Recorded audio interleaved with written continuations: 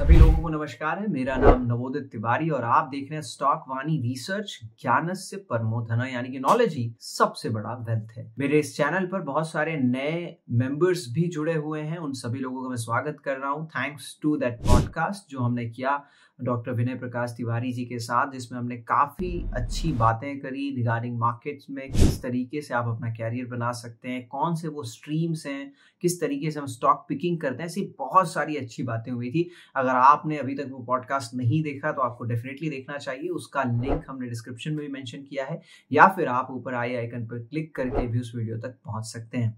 लेकिन उस वीडियो में एक बहुत जरूरी बात करी थी मैंने, जिसमें मैंने बताया था कि जुलाई मंथ के आसपास ही हमने कैपिटल गुड्स और डिफेंस शेयरों से प्रॉफिट बुकिंग करने की सलाह दे दी थी। और उसका सबसे बड़ा जो रीजन बताया था वो था सरकार के एजेंडे में फ्री बाइस का आ जाना, यानी कि फ्री में पैसे बांटना। जिस तरीके से लाडली बहन योजना या लाडला किसान योजना, ऐसे बहुत सारी योजनाएं चली जस्ट बिकॉज सामने इलेक्शंस थे। और ये सारी चीजें गवर्नमेंट को अपने मेन काम से, यानी कि कैपिटल एक्सपेंडिचर से एक तरह से भटका देती है। और यही वो कारण बना जिसके कारण से उन दोनों ही सेक्टर में प्रॉफिट बुकिंग करने की सलाह दी गई थी और जबरदस्त तरीके की मुनाफा वसूली इन दोनों ही काउंटर्स में पिछले 3 महीनों के अंदर में देखने को मिली। लेकिन ये जो सारी चर्चा है ये गवर्नमेंट के कैपिटल एक्सपेंडिचर की और डिफेंस में प्रॉफिट बुकिंग की, और ये सारी चर्चा आखिर मैं आज फिर से क्यों निकाल रहा हूँ, क्योंकि आज आए हैं जीडीपी के आंकड़े। और जो इकोनॉमिक एक्सपर्ट्स का जो एक्सपेक्टेशन था 6.5 के आसपास का जीडीपी का नंबर आ जाएगा, वहां से काफी ज्यादा नीचे हमारे जीडीपी के नंबर्स आए हैं। 5.4% के जीडीपी के नंबर्स, जिसमें आप कह सकते हैं कि एक्सपेक्टेशन वर्सेस रियलिटी में एक बड़ा गैप हमको देखने को मिल रहा है, जो वाकई में चिंता की बात तो है। 7 क्वार्टर में सबसे खराब जीडीपी के आंकड़े या सबसे स्लो हम कह सकते हैं क्वार्टर्स। अगर हम ग्रोथ के टर्म्स पर बात करें तो हम सबसे धीमे प्रगति से इस पर्टिकुलर क्वार्टर में बढ़े हैं। अब ये चिंता, जैसा मैंने शुरुआत में ही बता दिया, कि सरकार की तरफ से ही कहीं ना कहीं केपेक्स में थोड़ा सा कंट्रोल देखने को मिला, और यही वो एक बड़ा कारण बना जिसके कारण से इंफ्रा पुश में कमी आई। इंफ्रा पुश में कमी आने के कारण से आप मैन्युफैक्चरिंग या माइनिंग में बड़ा कॉन्ट्रैक्शन आप जीडीपी के आंकड़े में आते हुए दिखाई दे रहा है। लेकिन अब इन सारी चीजों की डिटेल में नहीं जाना चाहूंगा, लेकिन करना क्या चाहिए और यहां से हमें मार्केट को किस तरीके से समझना चाहिए, हम शायद उस पर बात करें तो वो ज्यादा इंटरेस्टिंग होगा। तो जीडीपी के नंबर्स वैसे तो आ गए खराब, और ये चीज आ जाने के बाद खास करके 4 बजे आया है। 4 बजे से जब से ये डेटा आया है, बहुत सारे लोगों को मुझे पर्सनल मैसेजेस भी आए, एक आध कॉल भी आए जो बहुत करीबी हैं उनके, और उन्होंने यही सवाल पूछा कि क्या अब मार्केट में फिर से गिरावट की शुरुआत हो जाएगी, क्या इस जीडीपी के नंबर के आने के बाद से मार्केट की स्थिति और बदतर होती हुई दिखाई दे सकती है क्या। तो सबसे पहले इस सवाल का जवाब ढूंढते हैं, और सवाल का जवाब बहुत ही ज्यादा सिंपल लगता है। क्यों मार्केट में बड़ी गिरावट इस जीडीपी के आंकड़ों के बाद मुझे नहीं दिखाई देती? हो सकता है मैं गलत भी हो जाऊं, लेकिन मुझे इसलिए नहीं दिखाई देती क्योंकि जो रिसेंट Q2 के नंबर्स आए थे, उन जो कॉर्पोरेट अर्निंग्स आई थी, उनमें हमें एक स्लो डाउन क्लियरली विजिबल था। बार बार मार्केट में चर्चा थी कि एफआईआईस अगर लगातार सेलिंग कर रहे हैं तो ऐसा क्या उनके पास में खबर है, या ऐसा उन्हें क्या पता है हमारे इंडियन इकोनॉमी के बारे में जो शायद हमें नहीं पता। हो सकता है ये जो जीडीपी के आंकड़े आए हैं इसे उन्होंने पहले से ही सेंस कर लिया था। और जो रिसेंट Q2 के नंबर्स आए थे, कॉर्पोरेट अर्निंग्स आई थी, उनमें लगभग 70% कंपनियों में हमने स्लो डाउन को विटनेस भी किया। लेकिन मार्केट जो है वो तो सरप्राइजेस पर चलता है, यानी कि मार्केट के लिए जीडीपी का खराब आना मुझे नहीं लगता कि बहुत बड़ा सरप्राइज का एलिमेंट है, क्योंकि हम Q2 के नंबर से इसे ऑलरेडी सेंस कर रहे थे। चिंता का विषय शायद तब होगा जब हम Q3 में भी इसी तरीके के खराब वीक नंबर्स हमारे कॉर्पोरेट्स की तरफ से आते देखेंगे। तो मुझे नहीं लगता कि मार्केट में कोई बड़ा डेंट आ सकता है। हो सकता है हम छोटे मोटे गैप डाउन से खुल जाएं, लेकिन मुझे नहीं लगता कि वो गैप डाउन सस्टेन होगा। हो सकता है हम एक अच्छी रिकवरी उस दिन मार्केट्स में होते हुए देखेंगे। अब सबसे बड़ी जो बात यहाँ पर पे आती है कि ये जो स्लो डाउन है इकोनॉमी में, हर फ्रंट पर स्लो डाउन है, इससे कैसे निपटारा किया जाए। तो जैसा मैंने बताया कि गवर्नमेंट ने केपेक्स कम किया था, सरकारें बन रही थी, मंत्रालय बढ़ रहे थे, बहुत सारे स्टेट इलेक्शंस थे। इस पर्टिकुलर क्वार्टर में भी आपको इलेक्शंस आते हुए दिखाई, जैसे महाराष्ट्र में इलेक्शन था। तो कहीं ना कहीं इलेक्शन के पहले आचार संहिता लगने के कारण से भी जो गवर्नमेंट के वर्क होते हैं, जो सरकारी काम होता है, वो कहीं ना कहीं रुक जाता है। तो वो भी इन सारी चीजों में फैक्टर इन होता है, क्योंकि जैसे ही आप काम रोकते हैं, आप समझिए कि आप छोटे से लेकर के एक बड़े तबके तक पैसे को पहुंचने से रोकने लगते हैं। आप लेबर का काम छूट जाना या ठेकेदार का काम बंद हो जाना, इंजीनियर का काम बंद हो जाना, जो कंपनी उस प्रोजेक्ट पर भिड़ी हुई है उसका कहीं ना कहीं समय जाता है। तो सारे ही वर्ग एक तरह से डिस्टर्ब होते हैं। तो इलेक्शंस बहुत ज्यादा थे अभी पिछले तीन महीनों में, और वो भी उस चीज का भी असर हमको इस पर्टिकुलर जीडीपी के आंकड़ों में देखने को मिल रहा है। लेकिन आगे का जो क्वार्टर है वो काफी ब्राइट हो सकता है। मैं रीजंस बताता हूँ। ऑटो के सेल्स, आपको अक्टूबर के जो नंबर्स आए थे उनमें एक रिवाइवल देखने को मिला, क्योंकि जो त्योहारी सीजन है वो शुरू हो गया था, दिवाली आ गई थी, और अभी शादियों का सीजन भी है, वो भी आपकी गाड़ियों की बिक्री में एक तेजी लाता है। फिर नए साल में भी लोग गाड़ी लेना पसंद करते हैं। तो आगे के जो क्वार्टर्स है वो थोड़े ब्राइट दिखते हैं इस अगर हम ऑटोमोबाइल इंडस्ट्री की बात करें। उसी तरीके से अगर हम छोटे से एक बेसिक बात करें, तो जो ये वाला क्वार्टर था जिसके अभी जीडीपी के आंकड़े आए हैं, ये था आपका जुलाई अगस्त सितंबर का, यानी कि इस समय पर मॉनसून होता है। और इस बार इंडिया में मॉनसून काफी ज्यादा हुई कुछ जगहों पर। तो जब मॉनसून होता है तो इंफ्रा रिलेटेड जो काम होता है वो कहीं ना कहीं अटक सा जाता है, आप बारिश में काम नहीं कर सकते। तो वो भी कहीं ना कहीं हैम्पर करता है ऑर्डर को कंप्लीट करने में, और वो भी किसी न किसी तरीके से कारण बनता है इस पूरे के पूरे स्लो डाउन का।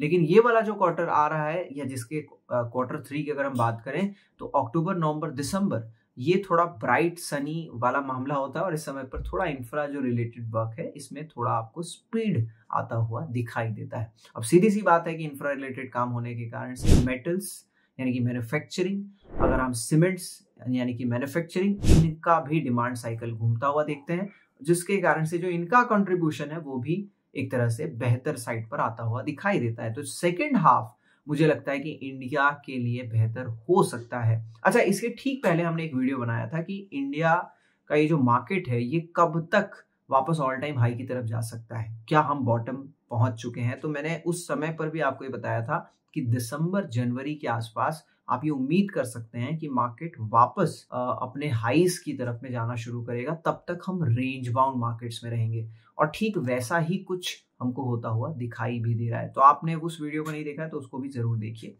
तो इस पूरे जीडीपी के ड्रामे से अगर कोई चीज आपको बाहर निकालनी है तो वो ये निकालनी है कि सरकार के पास अब एक बड़ा चैलेंज है इस भागते भारत को वापस से पटरी पर लाने का। क्या उनके पास में स्कोप है? बिल्कुल है, क्योंकि उन्होंने अभी अपने जो स्पेंडिंग्स हैं खास करके डिफेंस में, रेलवे में, इसमें कम किया था। अगर हम प्राइवेट डिमांड की बात करें तो रूरल इकोनॉमी बेहतर कर रही है, फ्लरिश करती हुई दिखाई दे रही है, और इसीलिए हमने मुहूर्त पिक में रैलीज इंडिया को भी मेंशन किया है। तो अगर आपने मुहूर्त पिक वाला वीडियो नहीं देखा तो वो भी जरूर देखिए।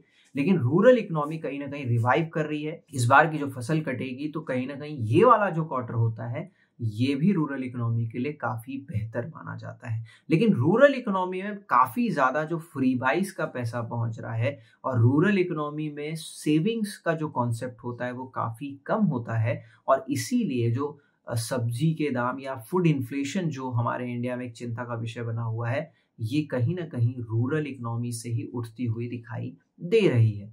लेकिन इसको कैसे कंट्रोल किया जाएगा, ये बहुत बड़ा चैलेंज है।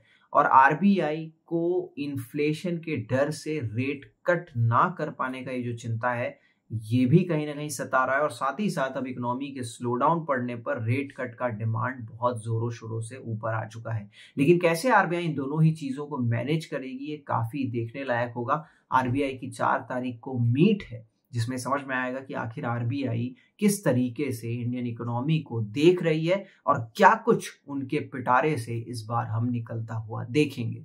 लेकिन इकोनॉमी को एक रेट कट की भी जरूरत है, इकोनॉमी में इन्फ्लेशन को कंट्रोल करने की भी जरूरत है। और सेकेंड हाफ यानी कि जो बचा हुआ 2 क्वार्टर इंडिया के पास में है, इंडिया इसमें डेफिनेटली बैक ऑन ट्रैक आ सकती है। गवर्नमेंट को फ्री बाइस की चीजों से थोड़ा सा डेविएट होकर के केपेक्स पर फोकस करना चाहिए, रेवेन्यू एक्सपेंडिचर पर फोकस करना चाहिए, यानी कि जो टैक्स कलेक्शंस आ रहे हैं गवर्नमेंट के पास में उसमें से एक बड़ा हिस्सा इन्हें कहीं ना कहीं खर्च करने पर लगाना चाहिए। प्राइवेट कंपनीज की बात करें, यानी कि प्राइवेट कॉर्पोरेट्स की, अगर इकोनॉमी में डिमांड ही नहीं होगा, और जैसे मैंने बताया कि रूरल इकोनॉमी फ्लरिश कर रही है लेकिन अर्बन इकोनॉमी में प्रॉब्लम है, तो अर्बन इकोनॉमी में ही डिमांड नहीं होगा तो फिर ये जो कॉर्पोरेट्स हैं, प्राइवेट कॉर्पोरेट्स हैं, ये क्यों कोई चीज मैन्युफैक्चर करेंगी? यानी कि अगर गाड़ियों का डिमांड ही नहीं है तो गाड़ियां बनेंगी ही क्यों? तो बहुत सारी चीजें हैं जिस पर शायद सरकार को अब मंथन करना चाहिए, और यही जो स्लो डाउन का जो एस्पेक्ट था इसे ही सबसे पहले अगर सेंस किया तो एफआईआईज ने किया, और रिकॉर्ड सेलिंग इंडिया के मार्केट से हमको आती हुई दिखाई दी। आपकी इन्वेस्टिंग स्टाइल अब यहां से क्या होनी चाहिए, ये बहुत बड़ा सवाल। तो इन्वेस्टिंग स्टाइल ये होनी चाहिए कि धीरे धीरे निवेश करें, उस तरीके के सेक्टर पर निवेश करें जिसका फ्यूचर यहां से बेहतर दिखाई पड़ता है, यानी कि एग्री रिलेटेड स्टॉक्स पर आपकी फोकस होना चाहिए, क्योंकि रूरल इकोनॉमी आपकी बेहतर हो रही है। रूरल इकोनॉमी बेहतर होने के कारण से आप एफएमसीजी स्टॉक्स पर भी थोड़ा बहुत फोकस रख सकते हैं। रूरल इकोनॉमी बेहतर होने के कारण से आप फर्टिलाइजर स्टॉक्स पर फोकस रख सकते हैं। उसी तरीके से दूसरे एस्पेक्ट को समझिए कि अगर अर्बन इकोनॉमी स्लो पड़ी है तो कहीं ना कहीं जो गवर्नमेंट का पुश आएगा, फोकस आएगा, वो इसी इकोनॉमी के लिए आएगा, तो आप इससे रिलेटेड स्टॉक्स पर भी फोकस कर सकते हैं। लेकिन जो मेरा अब यहां से शायद जो थीम बन सकता है, जिसे मैं प्ले करना चाहूंगा, वो डेफिनेटली कैपिटल गुड्स और डिफेंस के शेयरों का हो सकता है, क्योंकि अब सरकार चिंतित होगी और वो वापस से डिफेंस, रेलवे और इंफ्रा रिलेटेड कामों पर खर्च बढ़ाएगी, जिसके कारण से स्टील, डिफेंस, रेलवे, इस तरीके के स्टॉक्स में एक अट्रैक्शन देखने को मिल सकता है। तो क्या इस जीडीपी के आंकड़े से डरना चाहिए? अभी नहीं डरना चाहिए। एक क्वार्टर डिस्टर्बिंग हो सकता था, बहुत सारे कारण थे, नई सरकार बनी थी, मंत्रालय के एलोकेशंस होने में समय लग जाता है, सामने बहुत सारे चुनाव थे, और भी बहुत सारी चीजें थी जिसके कारण से आपको ये डेंट देखने को मिला, और सबसे बड़ा एक रीजन था वो था महंगाई। तो वो सारी चीजें मिलकर के इस क्वार्टर के जीडीपी के आंकड़े को डेंट तो जरूर पहुंचाया, लेकिन सबसे बड़ा जो सवाल उठेगा वो उठेगा Q3 के जीडीपी नंबर से। अगर वो जीडीपी के आंकड़े भी खराब आते हैं तो फिर शायद हम बहुत ज्यादा खराब स्थिति में हैं, और फिर जब मार्केट्स, उस समय के मार्केट्स कैसे टूटेंगे शायद मैं इमेजिन भी नहीं कर सकता। लेकिन अभी उम्मीद रखनी चाहिए, क्योंकि ये क्वार्टर खास करके इंफ्रा के लिए, सीमेंट्स के लिए, ऑटो के लिए, आप एक तरह से कह सकते हैं रियलिटीज के लिए, क्योंकि घर भी बहुत बिकते हैं, आप क्लोथिंग में जाइए, आप शादियों का सीजन है, तो कहीं ना कहीं ये जो रूरल इकोनॉमी की बात करते हैं तो वहां पर भी अभी फसल कटाई का समय है। तो हर तरीके से ये क्वार्टर हमारे लिए सबसे बेहतर होता है। तो मुझे उम्मीद है कि इंडिया बैक ऑन ट्रैक आएगा, और इस जीडीपी के नंबर से मुझे नहीं लगता कि आपको डरना चाहिए। तो ये था मेरी तरफ से जीडीपी पर एक छोटा सा अपना मत। हो सकता है मैं गलत हो जाऊं, से भी रजिस्टर हो जाना इस बात की बिल्कुल गारंटी नहीं लेता कि हम 100% सही हो सकते हैं। अगर आपको कंटेंट अच्छा लगा तो अपने परिजनों के साथ, अपने दोस्तों के साथ इसे शेयर जरूर करें, और फीडबैक अगर देना चाहते हैं तो कमेंट करके जरूर बताएं। Thank you so much for watching this video and do take care of yourself.